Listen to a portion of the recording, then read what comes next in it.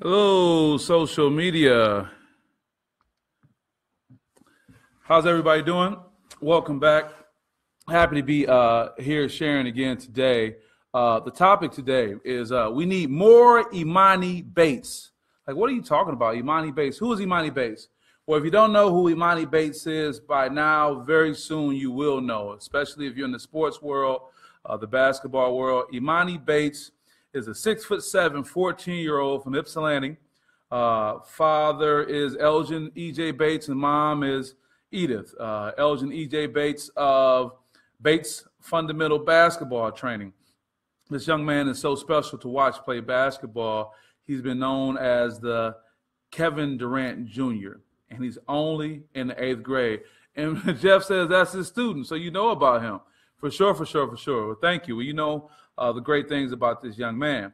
Emoni is already on a first-name basis with Coach Calipari at Kentucky, with Coach Izzo at Michigan State, and he's only in the 8th grade. That's right, only in the 8th grade. I had a chance to meet Elgin, EJ, that is his dad, a few years ago, and we were together this summer, me, him, and Emoni on Michigan State's campus, and we had a conversation just recently. And I'll never forget having a conversation with his dad. And I said, how do you deal with all the, fanfare, all this, all these things that are happening with him right now? How do you deal with that? And the one thing that his dad told me that I'll never forget, he said directly, I told him, we haven't done anything yet. We haven't done anything yet.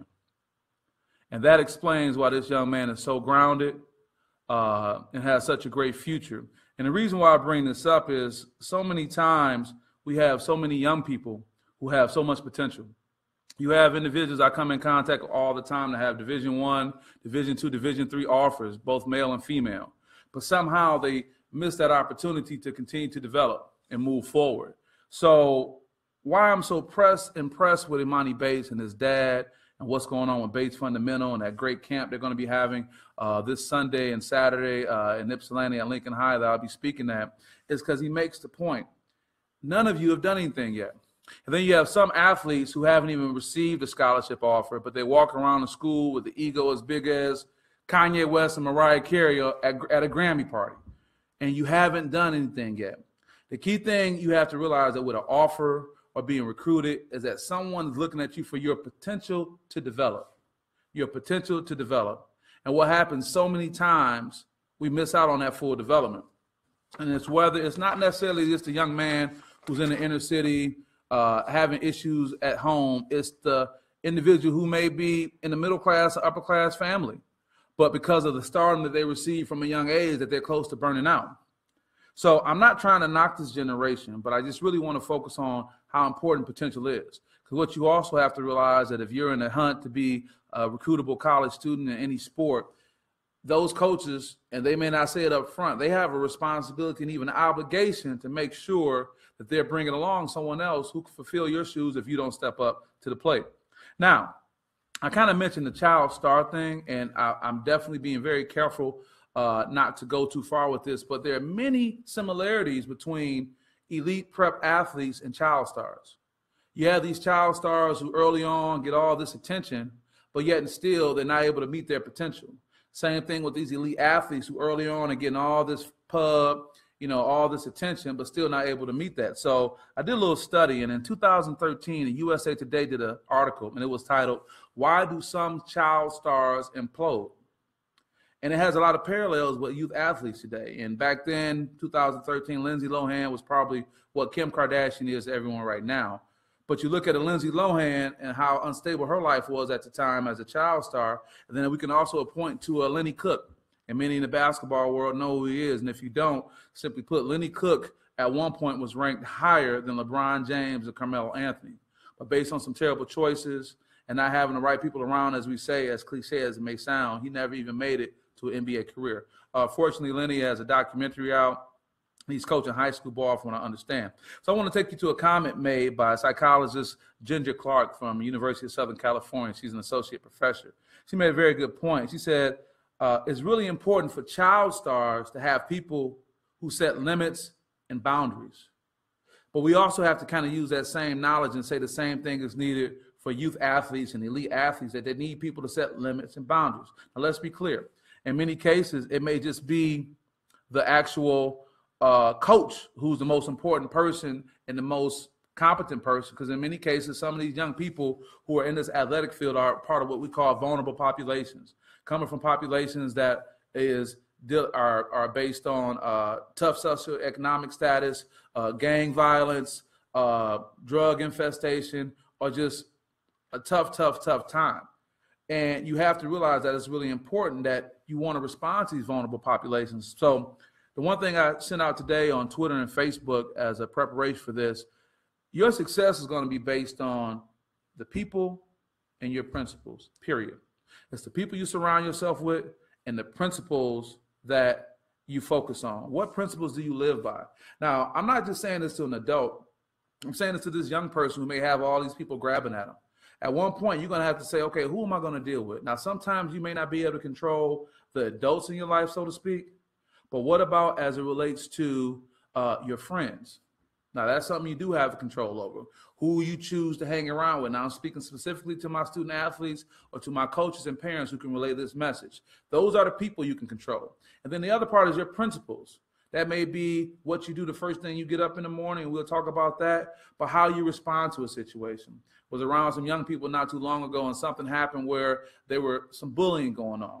And instead of our athletes stepping up and stepping in, they kind of went along with it. So what are your principles? And your success is going to be based on the people you're with and your principles. So getting back to something else that was stated, what's your morning ritual? I think that's the basic way to talk about somebody's success. If your morning process is, as an athlete and even as a working adult, that you got the phone right there by your bed, right there on your pillow, and you can't really sleep through the night because of the notifications and the beeps and all those things that are taking place. And then when you get up, you go and look to see what's going on, and you may be upset or mad based on what you read or hear. And now you try to get into your day, but you never gave yourself that time to focus on who you are. I've talked about this ad nauseum, and I call it that 10-minute miracle. And I'll just say quickly, that is using the first 10 minutes of your day before you get on social media to use 4 minutes to talk about what you're grateful for. I just had some athletes in the lab writing on that just a moment ago. The next 4 minutes about what your affirmations are, what you really want to achieve as if you have it. I had one young man say, you know, I want a GPA like that, but I don't have it. Well, the key is not trying to figure out that space in between, but saying what it is you want, and then the universe will help you get there subconsciously and then your subliminal. And then the last 2 minutes for your motivation, your meditation. Just really being able to stay focused, be in the moment, and just let those thoughts pass so you can just really be your best self. And after that 10 minutes, have at it. But you've given yourself an opportunity to almost cleanse your palate, for a lack of a better term, right?